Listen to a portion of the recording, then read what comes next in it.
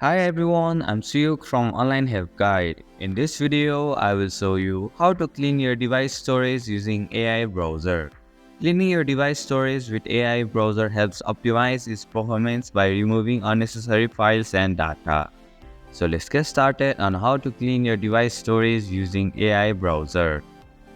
First, open the AI Browser in your device.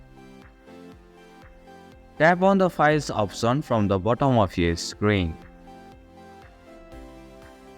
Now, tap on the Clean button from the top left corner of your screen.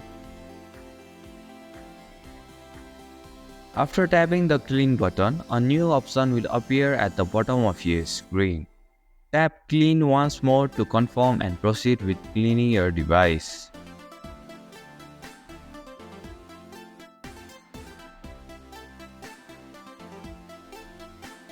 And this is how you can clean your device storage using AI Browser. Thank you for watching Online Help Guide. I hope this video was helpful. If it was, then hit the like button and comment down if you have any questions or feedback. Also, if you are new to our channel, please subscribe and hit the bell icon so that you won't miss our upcoming videos.